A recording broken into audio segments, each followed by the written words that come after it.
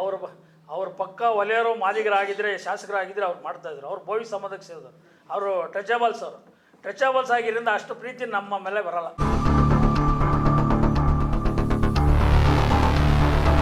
ಅದನ್ನು ನೀವು ಪ್ರತಿಯೊಬ್ಬರು ತಿಳ್ಕೊಂಡಿರ್ಬೇಕು.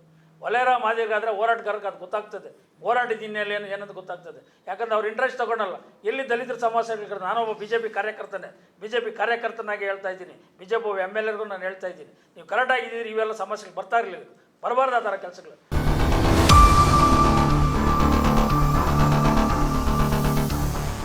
ಉದ್ದೇಶಪೂರ್ವಕವಾಗಿ ದಲಿತರ ಮೇಲೆ ಕೇಸ್ ದಾಖಲಿಸುತ್ತಿರುವ ಭ್ರಷ್ಟ ಪೊಲೀಸರನ್ನ ಅಮಾನತಿಗೆ ಒತ್ತಾಯಿಸಿ ಸುದ್ದಿಗೋಷ್ಠಿಯನ್ನ ಏರ್ಪಡಿಸಲಾಯಿತು.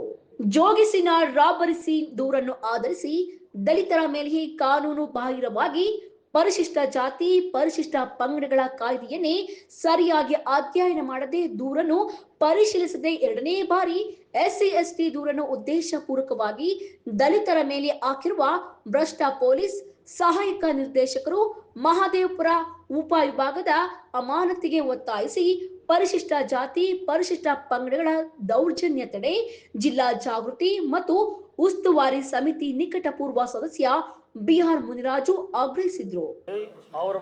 ಅವ್ರ ಪಕ್ಕ ಒಲೆಯರು ಮಾದಿಗರಾಗಿದ್ದರೆ ಶಾಸಕರಾಗಿದ್ದರೆ ಅವ್ರು ಮಾಡ್ತಾಯಿದ್ರು. ಅವ್ರು ಬೋವಿ ಸಂಬಂಧಕ್ಕೆ ಸೇರಿದ್ರು.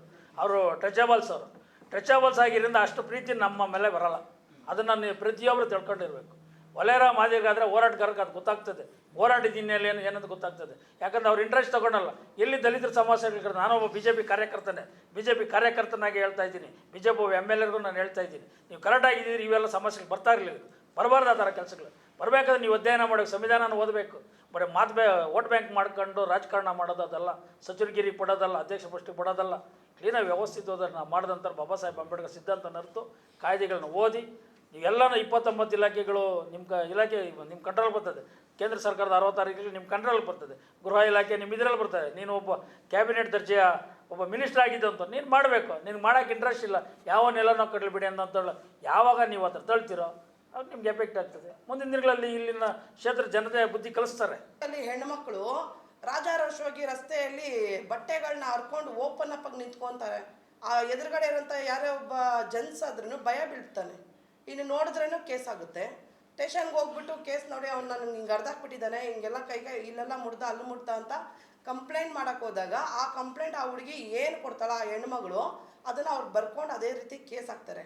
ಹಾಕಲ್ಲ, ಇದು ಪರಿಶೀಲನೆ ಮಾಡಬೇಕು ಅಂತಂದರೆ ಇಲ್ಲ ನೀನು ನನ್ನನ್ನು ನೋಡಿದೆ, ನಿನ್ನ ಮೇಲೆ ನಾನು ಕೇಸ್ ಮಾಡ್ತೀನಿ ಅಂದಾಗ ಪೊಲೀಸವ್ರು ಏನು ಮಾಡ್ತಾರೆ?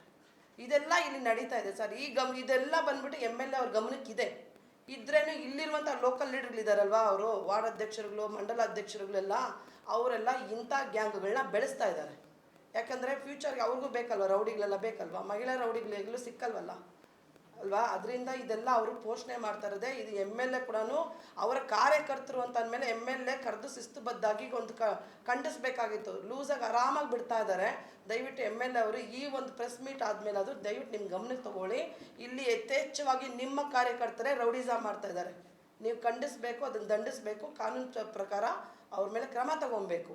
ಇನ್ನು ಸುದ್ದಿಗೋಷ್ಠಿಯಲ್ಲಿ ಸಂಘಟನೆಯ ಹಿರಿಯ ಮುಖಂಡರಾದ ಚಿಕ್ಕಮುನಿಯಪ್ಪ, ಹೂಡಿ ರಾಮಚಂದ್ರ, ಭಾಗ್ಯ ಸರ್ವನ್, ಡ್ರಾವಿಡ್ ಸರ್ವನ್, ವೈಟ್ಫೀಲ್ಡ್ ಮುರುಗೇಶ್, ಚಂದ್ರಹಾಸ್, ಲೋಕೇಶ್, ಶ್ರೀಕಾಂತ್ ರಾವನ್, ಸಂಜಯ್, ಶ್ರೀನಿವಾಸ್ ಈ ಸಂದರ್ಭದಲ್ಲಿ ಉಪಸ್ಥಿತರಿದ್ದರು. ವರದಿಗಾರರು ಪರಿಸರ ಮಂಜುನಾಥ್, PTV ನ್ಯೂಸ್ ಕನ್ನಡ, ಬೆಂಗಳೂರು.